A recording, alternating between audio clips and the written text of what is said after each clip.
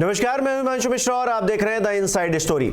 आज भी बात पहलवानों की, क्योंकि 72 घंटे से ज्यादा हो चुके हैं। 2 एफआईआर दर्ज हुए, जिसमें एक पॉक्सो के तहत भी मामला बृजभूषण शरण सिंह के खिलाफ दर्ज किया गया है।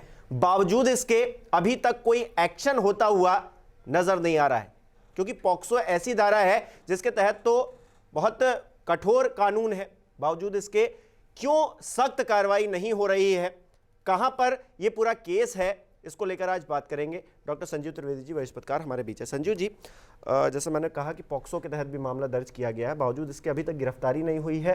समय गुजरता हुआ चला जा रहा है, बीच में राजनीति भी दस्तक दे रही है। कहां पर क्या स्थिति देख पा रहे हैं? अभी जो कानूनी पोजीशन है वो ये है कि जब कोई एफआईआर पॉक्सो एक्ट के तहत दर्ज होती है तो इमीडिएट गिरफ्तारी होती है, और उसके बाद इसमें यह भी प्रावधान है कि जल्द बेल नहीं होता है।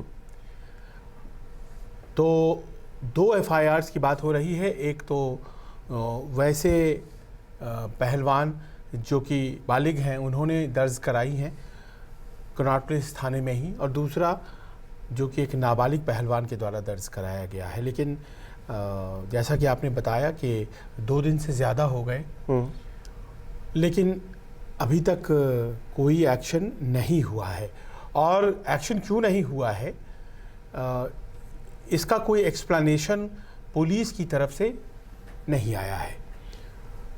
तो मसला दिल्ली पुलिस का है क्या, ये प्रश्न उठता है, क्योंकि ये राष्ट्रीय राजधानी है, यूनियन टेरिटरी है, और यहाँ की दिल्ली पुलिस जो है वो होम मिनिस्टर को रिपोर्ट करती है। और तो ये मामला सीधे केंद्र सरकार की तरफ चला जाता है। आज बृजभूषण शरण सिंह ने अपने एक बयान में कहा कि अगर हमें प्रधानमंत्री कहें, हमें अमित शाह कहें, हमें जेपी नड्डा कहें तो हम अपना इस्तीफा दे देंगे, हम जो कहेंगे हम करने के लिए तैयार हैं। तो एक इम्प्रेशन उन्होंने दिया, और मामला जो है वो इसीलिए ये रुका हुआ है क्योंकि उन्हें संरक्षण प्राप्त है, और वो संरक्षण उन्हें सीधे टॉप से मिल रहा है। कुछ इस तरह की बातें, हालांकि उस बारे में अभी क्लैरिफिकेशन भारतीय जनता पार्टी की तरफ से नहीं आया है, लेकिन ये बोल करके उन्होंने पूरे मामले को सियासी बना दिया है कि अगर प्रधानमंत्री कह दे तो मैं इस्तीफा देने के लिए तैयार हूँ। इन सब के बीच जो तीसरा एंगल है कि आज 8वां दिन है, 23 अप्रैल से हमारे खिलाड़ी वहाँ पर बैठे हैं। वो गलत हो सकते हैं, सही हो सकते हैं, लेकिन जो जानकारी है उसके अनुसार पानी, बिजली, इसकी सुविधा भी मुहैया नहीं है, और पानी तो जैसे तैसे पी ले रहे हैं। पर दिल्ली में आज बारिश हुई है तो उससे पूरा भीग गया है जहाँ पर वो बैठे थे। मंच बनाने का उन्हें मौका नहीं दिया गया है, इजाज़त नहीं दी गई है, तो मंच भी नहीं बना हुआ है। जहाँ बैठे थे वो पूरा भीग गया है। तो इस मुश्किल स्थिति में एक तरफ खिलाड़ी हैं और दूसरी तरफ जो कानून की स्थिति है वो आपने बताया। आज रात मुश्किल तो होने वाली है, लेकिन इस मुश्किल के बीच में जो बात निकलकर सामने आई, बृजभूषण ने जिस बात का जिक्र किया उन्होंने कि प्रधानमंत्री कहें तो हम इस्तीफा दे देंगे। विपक्ष भी यही कह रहा है कि बात क्यों नहीं कर रहे हैं प्रधानमंत्री जी या गृह मंत्री जी, क्यों नहीं इस बारे में ध्यान दे रहे हैं, या फिर उसको लेकर खिलाड़ियों से ही बात कर रहे हैं, या अपने सांसद से ही बात कर रहे हैं। किसी से तो बात नहीं कर रहे हैं। चुप्पी, खामोशी, ये खामोशी क्या कहती है? क्योंकि निकाय चुनाव भी उत्तर प्रदेश में होने हैं। क्या इसलिए चुप्पी है? कोई नुकसान नफा देखा जा रहा है? देखिए, इस पूरे मसले का एक राजनीतिक संदर्भ तो है। जब से इस बार के आंदोलन में ऑपोजिशन के पॉलिटिशियंस वहाँ पहुँचने लगे, तो ये आंदोलन वो आंदोलन नहीं रह गया जो जनवरी में हो रहा था। जनवरी वाला आंदोलन, उसमें कोई राजनीतिज्ञ नहीं पहुँचे थे। इस बार दरवाज़ा राजनीतिज्ञों के लिए भी खोला गया, क्योंकि खिलाड़ियों का धैर्य टूटा। 2.5 महीने हो गए, ओवरसाइट कमेटी की रिपोर्ट ही नहीं आई, तो क्या जांच हुआ कुछ पता ही नहीं चला। और ऐसे में उन्हें लगा कि ये तो ऐसी स्थिति है जिसमें कि सत्ता क्या बचा रही है अपने एक सांसद को, तो आखिर हार करके वो जंतर मंतर दोबारा से पहुंच गए। अब ये खिलाड़ी जो जंतर मंतर पर बैठे हुए हैं, इनके समर्थन के लिए विपक्ष के राजनीतिज्ञों की एक कतार लग गई है। आज भी नवजोत सिंह सिद्धू थे वहाँ पर, इसके पहले केजरीवाल और प्रियंका गांधी जैसे बड़े नेता भी वहाँ पहुँच चुके हैं। तो इन सब के बीच सरकार को ये लग सकता है कि अब तो पूरा मामला सियासी हो चुका है, तो फिर हम अपने नेता का बलिदान क्यों दें। पर प्रश्न ये नहीं है कि ये मामला सियासी है या नहीं है, प्रश्न ये है कि एक केस दर्ज हुआ है, पॉक्सो के तहत केस दर्ज हुआ है, और वो केस दर्ज किया है खुद प्रशासन ने, तो उसका तो सम्मान होगा। राजनीति तो उसके बाद आती है ना। तो हालांकि कैसे दर्ज हुआ है, सुप्रीम कोर्ट को इंटरवेंशन करना पड़ता है, पर हो गया ना, केस तो हुआ, चलिए ठीक है, सुप्रीम कोर्ट ने इंटरवीन किया, पर केस तो दर्ज हो गया। अब जब डिले हो रहा है तो ये लगने लगा है कि क्या केस की धाराएं, जो दूसरा वाला एफआईआर है जो पॉक्सो नहीं है, क्या उसमें इतनी हल्की की गई हैं कि कोई एक्शन की ज़रूरत नहीं पड़ रही है, या फिर पॉक्सो में वो इन्वेस्टिगेशन को ही लंबा खींच दिया जा रहा है क्या, क्योंकि उसके बाद तो एक्शन होता है, इन्वेस्टिगेशन का पार्ट तो अरेस्ट के बाद होता है। तो पता नहीं क्या है, लेकिन ये बात आपका कहना सही है, आकलन सही है कि 4 तारीख को उत्तर प्रदेश में निकाय चुनाव का प्रथम चरण का मतदान होने वाला है। 2 चरणों में चुनाव होने हैं, 4 मई और 11 मई। तो 4 मई का है, और इस चुनाव को बहुत ही प्रतिष्ठा का प्रश्न भारतीय जनता पार्टी उत्तर प्रदेश ने बनाया है। और जिस प्रकार प्रचार कर रहे हैं योगी आदित्यनाथ, लग ऐसा रहा है जैसे कि ये लोकसभा चुनाव जो 2024 में होने वाले हैं उसकी एक ड्रेस रिहर्सल जैसी है। तो बहुत ही ज़्यादा संजीदगी से लगे हुए हैं। इस बार बड़ा हाईटेक प्रचार कार्य चल रहा है। मैनिफेस्टो रिलीज़ किया गया है जो कि अमूमन निकाय चुनाव में नहीं होता था। बहुत से लोगों को अनुशासनात्मक कार्रवाई के तहत बाहर का रास्ता दिखाया गया है, और साबित करने की ये कोशिश है कि ज़्यादा से ज़्यादा अगर हम सीटें जीत जाते हैं निकाय चुनाव में, तो हमारे लिए लोकसभा चुनाव जो है वो डन डील हो जाता है।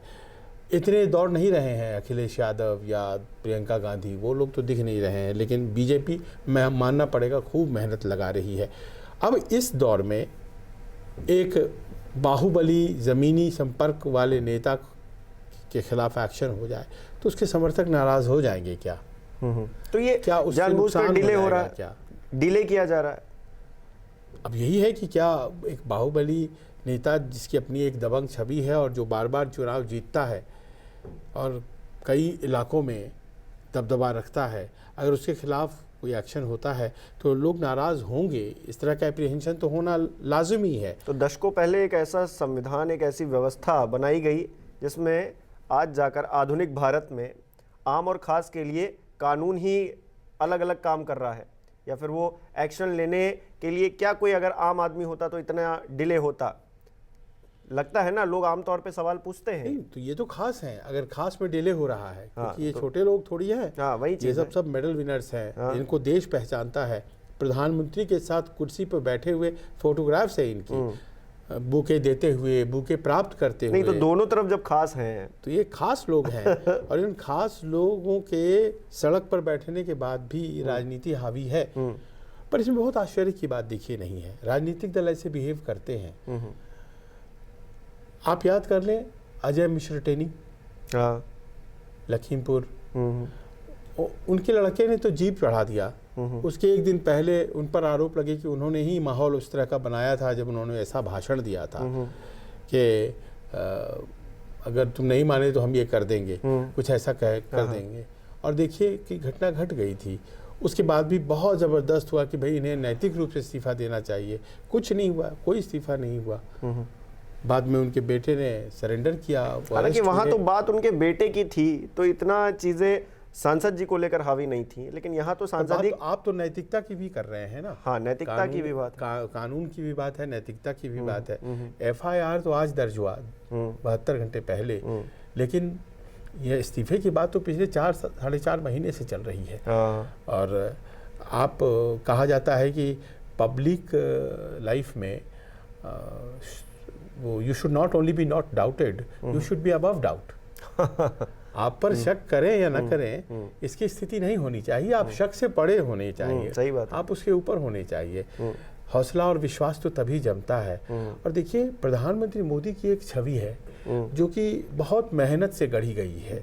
बहुत लोग कहते हैं कि उसमें खर्च की गई या किया गया है, लेकिन जो भी है आज की तारीख में उनके प्रति एक विश्वास जो है वो भारतीय जनता पार्टी को वोट दिलाता है। तो फिर आखिर इतना बड़ा रिस्क क्यों लिया जा रहा है जब बार बार प्रधानमंत्री का नाम आ जाने लगा है? क्योंकि सवाल यहाँ पर अब बृजभूषण शरण सिंह का कहाँ है। सवाल जब आप देखते हैं कि बात पीएम पे जाकर के ख़त्म हो रही है, तो अब सवाल तो बृजभूषण शरण सिंह का है नहीं, सवाल दिल्ली पुलिस का थोड़ी ना है। सवाल एक और उभर रहा है, बहुत सोशल मीडिया पर इसको लेकर चर्चा हो रही है। टू स्टेट्स को लेकर बात हो रही है, एक है उत्तर प्रदेश और एक है हरियाणा। दीपेंद्र हुड्डा का नाम बार बार सामने आ रहा है, ये यहाँ पे क्या चल रहा है? अब देखिए, ये बात बड़ी एक इंटरेस्टिंग है कि अभी तक आपके प्रश्न से पहले ये बताना चाहूँगा दर्शकों को कि अखिलेश यादव जो नहीं पहुँचे हैं, हाँ, उसको लेकर के भी बहुत चर्चाएं हैं। और बृजभूषण तो कह रहे हैं हमको नेताजी कहते हैं। और नेताजी बहुत कुश्ती में बड़ा, मुलायम सिंह यादव बहुत उनको शौक था, बृजभूषण शरण सिंह को भी कुश्ती में बड़ा शौक था। दोनों का एक कॉमन ये टेस्ट है। अखिलेश को वो बाकायदा जानते हैं, उन्होंने अभी बताया भी है। और बार बार कह रहे हैं कि नरसिंह यादव, उसके लिए लड़ाई शुरू की थी उन्होंने, समाजवादी पृष्ठभूमि के वो हैं। खैर, तो क्या मतलब उन्हें और भी राजनीतिक समर्थन मिल रहा है, उत्तर प्रदेश के लोगों का राजनीतिक समर्थन मिल रहा है। और क्या अगर कल को ज़रूरत पड़ती है तो वो अखिलेश से भी समर्थन ले सकते हैं। कयासों में ये सब बातें आने लगी हैं। अब रहा सवाल कि दो राज्य, एक बार तो इलेक्शन भी लड़ चुके हैं, हाँ, 2009 जीत भी चुके हैं, 2009 में, हाँ, जीत भी चुके हैं। उसी उनके समाजवादी पार्टी सांसद रहे हैं ये। अब प्रश्न तो ये है कि सचमुच में क्या ये सारे जो खिलाड़ी हैं, चूँकि ये सब हरियाणा से हैं, जो जंतर मंतर पर बैठे हुए हैं, इनसे मिलने पहुंचने वाले में शुरुआती लोगों में दीपेंद्र हुड्डा हैं और सबके सब ज़्यादातर जाट समाज से आते हैं और सबके सब हरियाणा से हैं। तो क्या हरियाणा भर से उत्तर प्रदेश की ये जो बात चल रही है, इससे राहत मिल जाएगी बृजभूषण शरण सिंह को? जाहिर है कि जब मामला राजनीतिक हो जाएगा, दो राज्यों के टकराव का हो जाएगा, समाजवादी पृष्ठभूमि से आने वाले लोगों को मौका देने की बात हो जाएगी। जो बार बार कहा जा रहा है बृजभूषण शरण सिंह के द्वारा कि क्यों नहीं जो अव्वल आता है देश भर में मेहनत करके, उसको भी उन खिलाड़ियों से खेलने का मौका मिले जो ओलंपिक जीत के आए हैं। तो ऐसे में मामला जब राजनीतिक होगा तो जो एक्चुअल मामला है वो पीछे चला जाता है। एक्चुअल मामला यहाँ पर जो आपने शुरुआत में कही वो है कि 2 FIR हैं, उन पर एक्शन क्यों नहीं हो रहा। जैसे ही मामला राजनीतिक होगा तो बात इंडिविजुअल की नहीं रह जाएगी, वो पीछे चला जाएगा मामला। और यही कोशिश है कि ये राजनीतिक हो जाए। हो चुका नहीं, हो चुका है और भी, क्योंकि अब देखिए इंटरव्यूज भी सामने आने लगे। देखिए कि एक शुरुआती दौर में जब FIR हुई तो बोलने से डर रहे थे, हिचकिचा रहे थे। अब देखिए खुलकर, क्योंकि जब प्रियंका गांधी पहुंच गई, अरविंद केजरीवाल पहुंच गए और भी तमाम नेता पहुंच गए, पप्पू यादव पहुंच गए, तमाम लोग, तो अब देखिए इंटरव्यूज भी आ रहे हैं। अब NI वगैरह से बातचीत भी बिल्कुल खुलकर हो रही है, नहीं तो नहीं आप इनसे बात करिए, उनसे बात करिए, या फिर सामने नहीं आएंगे। हाँ, तो अब तो ये देखिए ना कि एक तरफ जंतर मंतर है जहाँ वो खिलाड़ी बैठे हैं और उनके पास विपक्ष के राजनीतिज्ञ पहुँच रहे हैं। हरियाणा के राजनीतिज्ञों का समर्थन है, जो खाप पंचायतें हैं वो पहुंच रही हैं, जो जाति समूह विशेष जो हैं वो समर्थन कर रहे हैं। वहीं दूसरी तरफ मैं पा रहा हूं कि उत्तर प्रदेश में वो महफूज हैं क्योंकि वहाँ चुनाव भी हैं, वो महफूज हैं, बृजभूषण शरण सिंह के ऊपर कोई आँच नहीं है। तो ऐसा लगता है कि कोई ताकत है जो उनकी भी रक्षा कर रही है और कोई ताकत है जो खिलाड़ियों की भी मदद कर रही है, और ये राजनीतिक ताकत है। तो खिलाड़ियों के भी हाथ से बात निकल गई है और बात बृजभूषण शरण के भी कोर्ट में है, केवल ऐसा नहीं है, वहाँ भी बड़े बड़े लोग आ चुके हैं। तो ऐसे में ये कशमकश अब सियासी हो गई है, सियासी कुश्ती हो रही है। फायदा क्या बृजभूषण शरण का हो जाएगा, ये बहुत बड़ा प्रश्न है। आखिरकार जब बड़े बड़े लोग भिड़ते हैं, जब राजनीतिज्ञ भिड़ते हैं, जब मामला राजनीतिक हो जाता है तो मूल मुद्दा जो है वो भटक जाता है। और इस केस में मूल मुद्दा कैसे भटकेगा, मैं यही सोचना चाहता हूं कि आखिरकार सुप्रीम कोर्ट का इंटरवेंशन है तो कैसे कर सकते हैं ये। अगर एफआईआर हुआ है तो सुप्रीम कोर्ट के कहने से हुआ है, तो फिर क्या करेंगे वो? क्या वो गिरफ्तार नहीं करेंगे? ये डर जो है ये पहलवानों के अंदर भी नजर आता है, क्योंकि जब वो इस बात का जिक्र करते हैं हमको दिल्ली पुलिस पे भरोसा नहीं है, एफआईआर हो गई है लेकिन एक्शन नहीं होगा, पहले गिरफ्तारी हो या फिर कोई एक्शन हो, पद से हटाए जाएं, उसके बाद हम यहाँ से उठेंगे।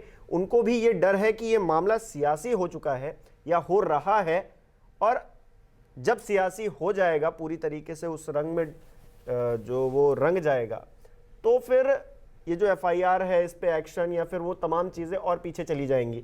क्योंकि हम यहाँ पर बैठे हैं तो लोग उस एफआईआर को लेकर भी बातें कर रहे हैं, नहीं तो फिर चीज़ें खत्म हो जाएंगी। क्योंकि जनवरी का मामला अगर दोबारा ना बैठते धरने पर तो जनवरी का मामला सब भूल चुके थे।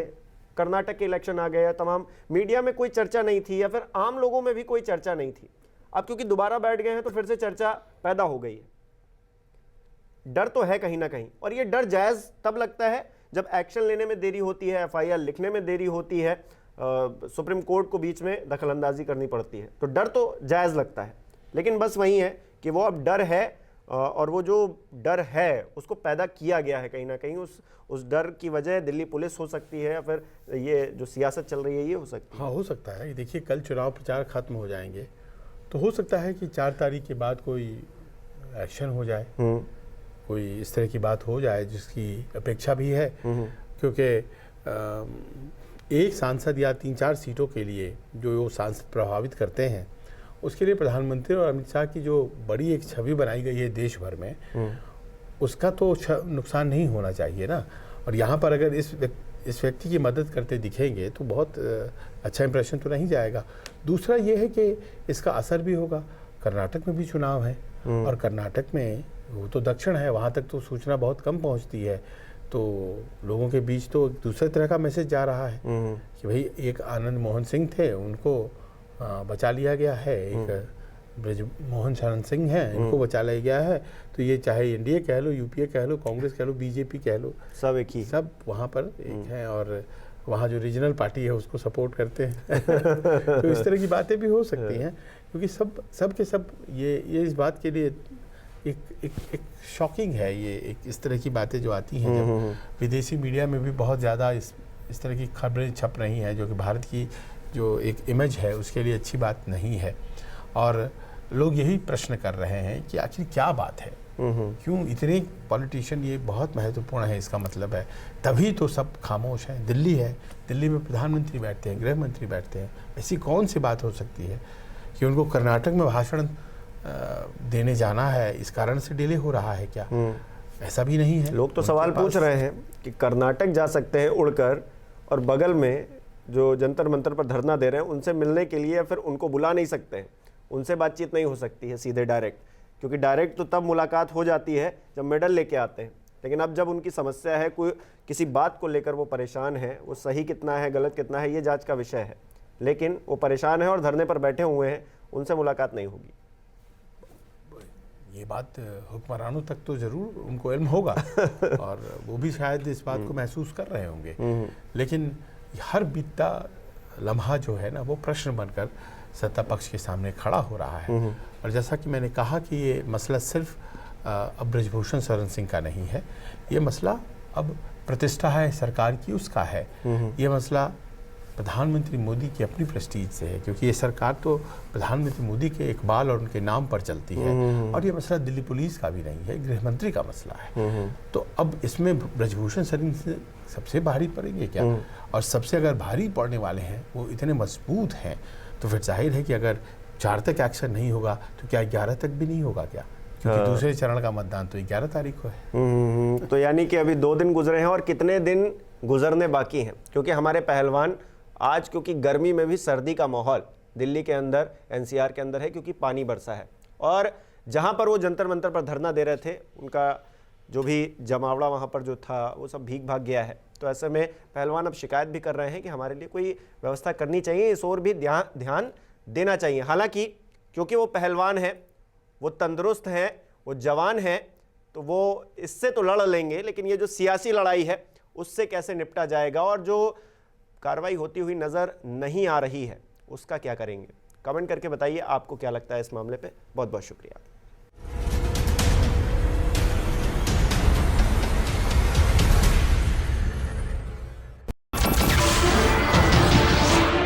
नमस्कार, मैं हूं मानक गुप्ता। अगर आपको हमारा ये वीडियो पसंद आया हो तो इसे लाइक और शेयर जरूर करें और हां, हमें सब्सक्राइब और फॉलो करना ना भूलें ताकि आप देश और दुनिया की कोई खबर मिस ना करें। तो जुड़े रहिए हमारे साथ और देखते रहिए न्यूज़ 24।